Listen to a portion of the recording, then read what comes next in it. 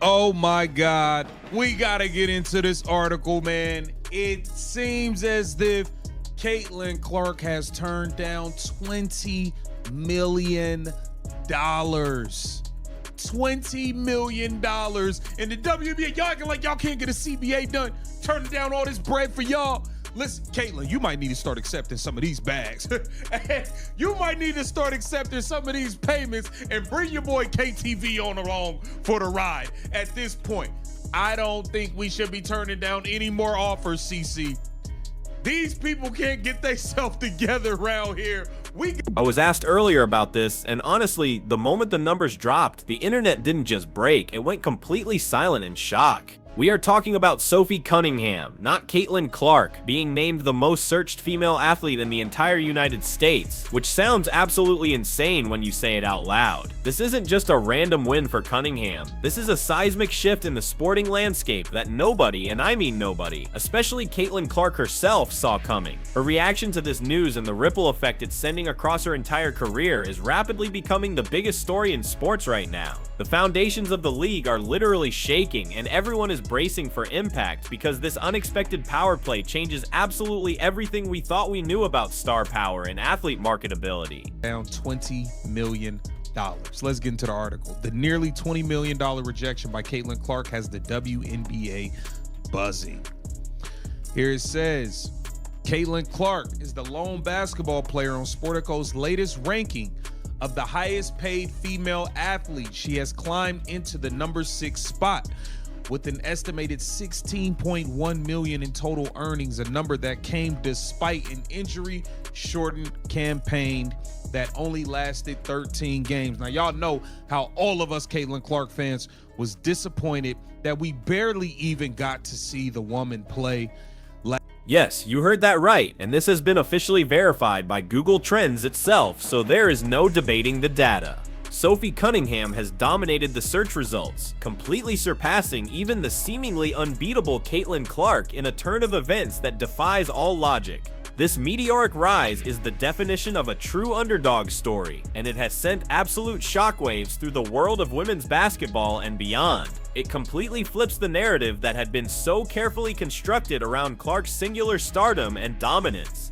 You have to ask yourself, how could this monumental upset have happened, and what does it truly signify for the hierarchy of the sport moving forward? It forces us to reevaluate everything we thought was set in stone. It only lasted 13 games. Now, y'all know how all of us Caitlin Clark fans was disappointed that we barely even got to see the woman play last season. We waited all off season, had to get through the 3-on-3 unrivaled, whatever, just to get to the season, and she only plays 13 games. We're being told every day that she's day-to-day for months and months on end, all the way until there's only the last week of the season. Is 2 games left, and they say she's done for the year. Dragged us along all season. So here it says her WNBA salary at $119,000 barely registers in. It all traces back to one unforgettable, fiery moment that defined a staunch defense of Caitlin Clark during that heated June 17th game. After J.C. Shell of Connecticut brazenly shoved Clark in a way that had the whole arena gasping, Cunningham didn't even hesitate for a split second. She retaliated fiercely, and I mean she got physical, throwing Shell to the ground in a confrontation that instantly went viral and galvanized what was previously a very divided fan base. That single act of aggression and protection changed everything overnight, transforming her from a teammate into a viral sensation who wasn't afraid to get her hands dirty. For the year. Dragged us along all season. So here it says her WNBA salary at $119,000 barely registers in comparison to the endorsement revenue powering her rise. With that level of financial comfort, Clark finds herself in a position few young athletes ever reach. She does not need additional league's money, additional seasons, or additional mileage on her body to secure her future. It has become the clearest explanation for why she continues to pass on eye-catching offers from leagues eager to attack. But here is the crazy part, that wasn't even the start of her protective fury. Earlier in that same game, when Clark was first shoved, Cunningham was already on the bench, becoming a furious blur of intention. Her teammates literally had to physically restrain her, holding her back with everything they had as she tried desperately to storm the court and confront both Marina Mabrey and JC Shell. Her pure, unadulterated loyalty and rage were palpable to everyone watching, sending a clear, undeniable signal of her unwavering commitment to protecting Clark at all costs. Icing and then some. So she turned that down. We know Project B came with a eye-dropping crazy number. We know they came with a crazy bag, and she has turned it down left and right. And we can't even forget that Ice Cube came with a bag. So she's been turning down leagues left and right since before she even played a game in her rookie season. Here it says, Caitlyn doesn't have the financial need to play in any other league. She's making so much money off the court and endorsements. Robin Lundberg summed it up. Salute to Robin Lundberg. One of the biggest stories in women's basketball this season, especially amongst the Indiana Fever faithful, became Sophie Cunningham's sudden rise to prominence. This audacious act of defense, far from being viewed as just a standard penalty, instantly skyrocketed Cunningham's notoriety to unprecedented levels that few players ever reach. Fans were fiercely divided on the issue. Was this a move that deserved acclaim for standing up for a superstar teammate, or did it deserve disdain for its raw aggression? That debate alone fueled the fire that put her name in search bars across the country. Into the millions annually with multi-year commitments reaching 8-figure totals and equity attached. Again, Clark said no. A pattern that started before she ever played a pro game, even before her WNBA debut. I just called this. The Big Three tried to recruit her with a highly publicized proposal. The league referenced an offer of worth $5 million for an 8-game run. 5 M's for 8 games. CC, we might need to go pick up some of these bags, mama. We got to pick up some of these. Look, there's too many checks laying around here. We got to go get this. You don't know when this gravy train gonna end. She was sure trying to send a message, and the result is this official graphic confirming Cunningham as the most searched women's athlete in the US for 2025, which was recently verified with Google Trends data.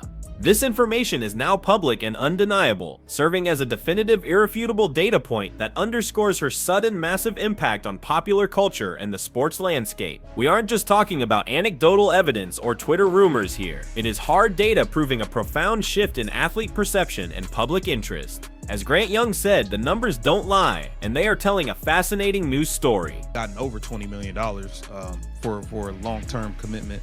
They definitely were gonna pay her the bag. And Caitlyn has been adamant that she loves the WNBA. She grew up watching the WN. You know, Maya Moore is her favorite player, and she wants to be a WNBA great, and she wants to play in the WNBA. So hopefully they can get a deal done. We had Sue Bird and Stephanie White kind of talk about the state of the CBA and where they are, where the Indiana Fever are, more importantly, and how they're going about this CBA off season. Let's give that a listen. We schedule a week ahead and schedule a week in advance, and if it's gonna shut down, then we need to shut everything down. You have to remember that Cunningham's initial 6 WNBA seasons had already cultivated a solid, loyal fan base, but they were nothing compared to this. Her high-profile trade to the Indiana Fever provided the ultimate unexpected platform for superstardom that she needed. She capitalized on this opportunity immediately, becoming incredibly beloved not just for her passionate play on the court, but critically for that unwavering loyalty and fierce protection of her new superstar teammate, Caitlin Clark. This move to the Fever turned out to be a masterstroke of timing that completely redefined her career trajectory. Or Kemp, Amber Cox, Kelly Crosscall. I don't trust these ladies, man. I don't trust them with Caitlin Clark. I just truly don't, man. Get down in the comments. Let me know what you guys think. This is Keep the Vision. Make sure you like, comment, subscribe, and share the channel. Now, amidst this Sophie Cunningham explosion and her shocking ascent to the top of search trends, whispers about Caitlin Clark's own inner circle began to surface, adding massive fuel to the fire. Rumors flew across social media and sports forums suggesting that Clark had abruptly fired her longtime agent, and this speculation added another layer of intrigue and potential instability to an already tumultuous and surprising period for the basketball icon. It raised serious questions about her future management and who was really pulling the strings. However, swift investigations into these swirling rumors revealed them to be completely unfounded. Caitlin Clark was recently spotted attending the Indiana vs. Ohio State Big Ten Championship alongside her boyfriend Connor McCaffrey and notably Alan Zucker. Zucker, who is a prominent partner at Excel Sports Management, was clearly present with them, effectively debunking any notion of an agent change. This sighting provided concrete evidence against the widespread gossip because Alan Zucker is in fact an integral part of the same powerful management group that also represents Aaron Kane, who has been Caitlin Clark's agent for at least the past 2 years. So despite the intense speculation and vocal fan discontent regarding her representation, it appears Clark is indeed sticking with her current agency. The expected shakeup in her professional team has not materialized, at least not yet. Yet, the sentiment among many dedicated fans is that Clark absolutely should have changed agents, particularly after the controversial details surrounding her Nike deal came to light. The overwhelming consensus suggested her current representation failed to secure the most lucrative or strategically advantageous terms, leaving significant money and unparalleled opportunities on the table for a generational talent of her caliber. This perceived lack of strategic maneuvering in the underwhelming Nike deal highlights a deeper, more troubling issue for Clark. Despite her unparalleled star power and undeniable marketability, she appears to lack the necessary leverage in her high-stakes dealings with both the WNBA and major brands. Fans are increasingly vocal, demanding a more aggressive strategic stance from her camp to protect her immense value. In a radical twist, one suggestion even surfaced for Clark to consider playing in Project B, a hypothetical alternative league.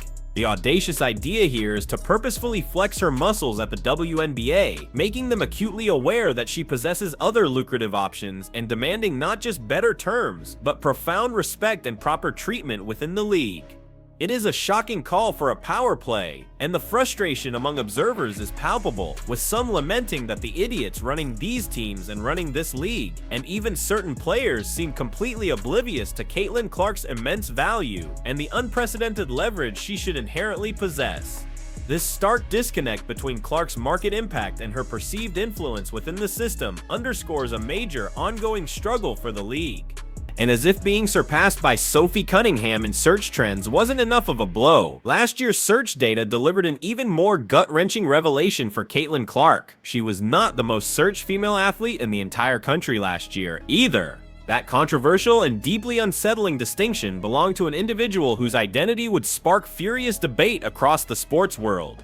Last year's top search for a female athlete was Amine Khelif, often referred to as Amine Khelif in these discussions, the controversial Olympic boxer who is biologically male but competing as a woman. Caitlin Clark shockingly came in a distant second place to a dude, and this stunning revelation not only fueled widespread outrage, but also deeply angered many, including myself, who saw it as a profound injustice to Clark's legitimate accomplishments. There is intense frustration and anger with various sports reports, particularly those from a specific SI writer, for seemingly downplaying the sheer significance and underlying controversy of Clark ranking second to a trans athlete. The very context of a biological male dominating women's sports and overshadowing a genuine female star in search trends fueled palpable outrage and disbelief. The entire situation surrounding Khelif was deemed a gargantuan story across various media platforms, highlighting the broader societal debate around fairness and biological integrity in women's sports. For Caitlin Clark, a generational talent who commands unprecedented attention, to be overshadowed by such a divisive figure in public search trends was widely seen as a profound and infuriating injustice. Even Simone Biles, an undisputed titan and icon of women's sports, found herself trailing behind Khelif in search rankings last year. This fact alone underscores the sheer volume of controversy and intense public discussion generated by the boxing situation, pulling focus and engagement even from the most established and beloved female athletes on the planet. The impact was truly far-reaching. So, with Sophie Cunningham, now America's most searched female athlete, and last year's shocking historical context casting a long shadow, what does this truly mean for Caitlin Clark? Does this double whammy finally push her to unleash the full, undeniable force of her influence, demanding the strategic representation and profound respect she deserves? Or will she continue to absorb these blows, leaving her true power untapped? The world is watching.